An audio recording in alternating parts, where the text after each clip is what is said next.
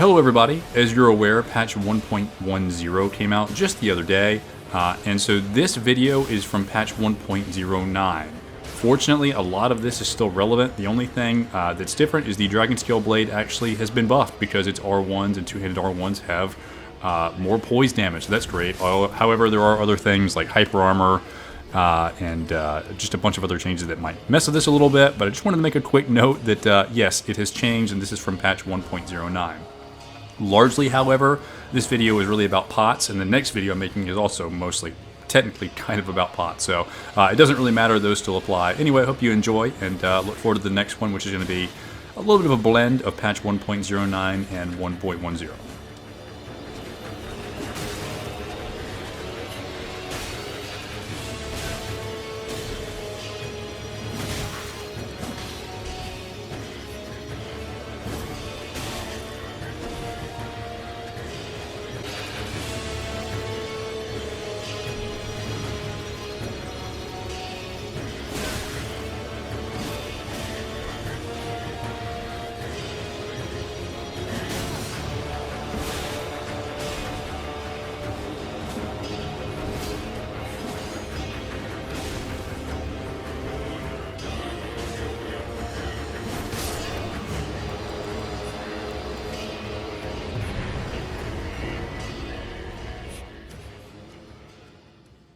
Hello, Capital Wasteland. This is Three Dog. Ow! Coming to you loud and proud from Galaxy News Radio.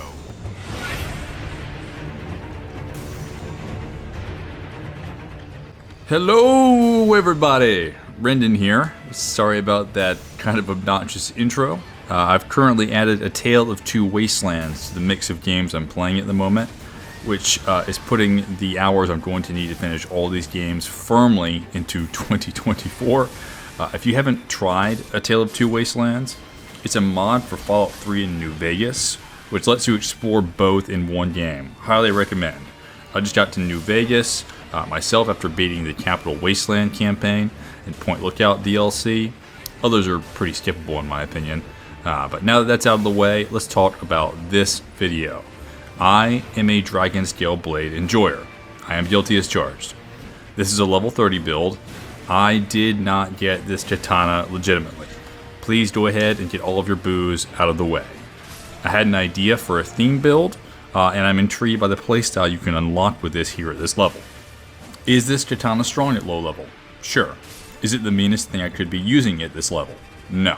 I could have far more easily gone and grabbed Vikes, gotten someone to drop me a second Cypher Sword for power stance straight swords, or even gone and retrieved the far easier to obtain Lightning Halberd from the Dragonkin Soldier in Shofa River with an offhand cold as stock. Why are the weapon drops in that order anyway? Regardless, this weapon can be as fair as you want it to be, with the added bonus of making overleveled phantoms far easier to deal with the Elden Ring difficulty setting option of pressing L2. Credit to Print on that. Before you say L2 on any weapon is the difficulty switcher in Elden Ring, it's different with Dragonscale, and I'll explain that a little bit more in a minute. But first, I want to discuss the theme and the reason for this build. I wanted to play around with Dragonscale, and I was looking for an inspiration about what to name this character. And I was thinking actually also about Sekiro recently. And I don't know if any of y'all remember Okami leader Shizu here. She's the one who's kicking those lightning balls at you in the Fountainhead Palace. Convenient segue to use lightning pots in this build too. And that's why I named him Okami leader Ren. If you do not know how to collect lightning pots or craft them, here's what you do. You need mushrooms, and if you come to the Folly on the Lake side of Grace here, again, this is just how I get them. You might know a more convenient way. You go immediately north of the Folly on the Lake. You can come across 2 sets of mushrooms here, collect about 2 or 3 per time in that area, but farther north there's a set of 4 mushrooms, and you can probably collect about 8 or so there. So you can get about 10, 11, maybe even 12 just from this one area. And then next you're going to need Folder Bloom. So you will open your map and go to the Rampart side path side of Grace on the Altus Plateau. And immediately if you hop on Torrent from there, you can go a little bit over this way and you can collect about 10 or so here. You should be able to get about 8 or 9 pots out of that per time. Then you'll need crack pots. You get 2 from Kale here, and then actually inside of oh god, the Legacy Dungeon here, I can't remember his name. I can't remember anything, it doesn't matter. Up here, next to the giant pot dude, you will collect 2 more crack pots. So you've got 5 in total now. And the last place that you can go, again, this is just a very quick, easy way to do a bunch of crack pots, is go to Jarbird from the Artist Shack. You will come down here on Torrent, keep riding down past the Altus Knight here, who is just kind of chilling in the middle of nowhere, over through the woods in this area, and if you look down on the path here to the left, you will see a couple of ways to jump down. There should be 3 crack pots down there. Again, experienced Elden Ring players know, all of this. I'm not saying anything revolutionary or crazy. I'm just kind of repeating it, but, I'm just helping out some people who maybe don't know how to do it. Alright, back to the Dragonscale blade. I was talking about how it's different, the difficulty, quote-unquote, difficulty switcher on Dragonscale blade is different to other L2s. The L2 applies a flat 160 damage buff at the expense of an awful Ash of War.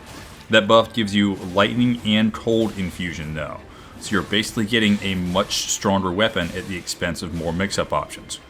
Overall, I found it to be balanced to potentially overpowered. That being said, it's the second shortest katana in the game, which does inhibit the main strength of this weapon, that being the running R2s. Now everyone is familiar with the Nagakiba and the range those running R2s have. This is not that. You're going to have to be far closer and engage with far better timing to land these. However, if you do with the buff, you are doing significant damage in building up that frostbite effect. The running R2s are going to be your bread and butter for this, and will be what you use to initiate your combos and rotations out of. For that reason, and because two-handed running R2s on Katana do 127 poise damage, I'm running with Spear Talisman on this, and I would highly recommend you do so as well. I mentioned combos or rotations a second ago though, so which is it? Well, you cannot running R2 your way to victory in this. They do not have the range or the hitbox of that longer weapon or of those longer weapons in its class, and hosts will be prepared to roll your hits after the first, so you need to mix them in. What I have found that works well is running R2, or the running R2 into jumping R2 when they reaction roll away or after they get hit. This actually lands about 70% of the time, and then instead of another running R2 following that second or that first jumping R2, I will try either another jumping R2 or an R1. So let me start over. So again, that rotation is running R2 into jumping R2, and then another jumping R2, or instead of a second jumping R2, just an R1.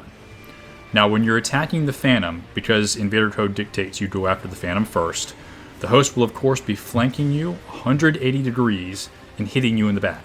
So you can't rely on all of these to land all the time, but this will give you an idea of the template to follow.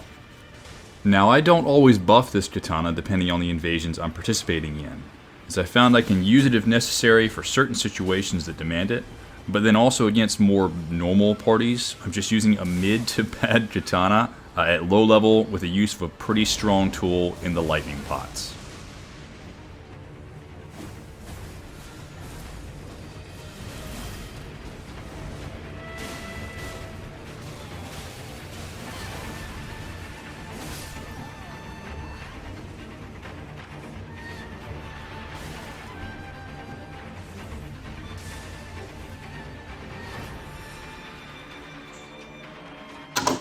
That's great, Rendon, but how does this fare against one-on-one invasions and duelists? Well, I'll show you a couple of clips of that here in this. Some of you who are saying right now that you can't believe that I'm using lightning in the Liurnia of the Lakes here, be reminded that I was summoned here as an invader. Now, again, I chose to invade, but this person here is waiting at this grace here in the Liurnia of the Lakes to get invasions, to get duels. And so if I was sitting here at the house and I had this katana, it'd be a different situation. But I have no qualms using it here because, again, I was brought to this area. So there you go. Host here is using a lance with kind of a cool knight build. And I actually engaged with this host afterwards. We held a little chat after this was done. This was a good fight. You see here, running R2s and a jumping R2s. We're kind of evenly trading back and forth. But this was a good fight. And it kind of shows you that running R2, jumping R2 that I was talking about, even though, again, we're trading.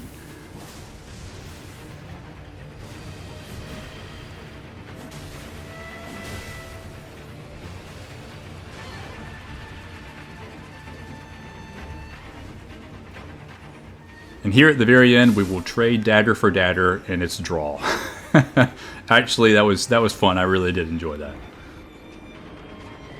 As another example of something that's a little bit more overpowered that you could face, this guy here is using twin Stormhawk axes. So we know exactly what he's going to be going for. I have to be careful with the running R2s here because I got to get in there, and that's going to be what I'm using to get damage on this host. But at any point in time, he could cast that Ash of War and probably near one-shot me or completely one-shot me. So I got to be very wary about what he's doing. Watch his movements very closely. So here, get that running R2 and a jumping R2 off. He's going to cast it. But unfortunately here, I'm going to wait a little bit too early, or I'm going a little too early. I'm going to get hit. And now he's got the buff on those weapons. I've got the damage on him, but he can start doing immediate damage to me. You'll see in a second how much those axes do. Man, they can just chop down your health. But again, I've got the initiative, and that jumping R2 will be just what we need to take him down.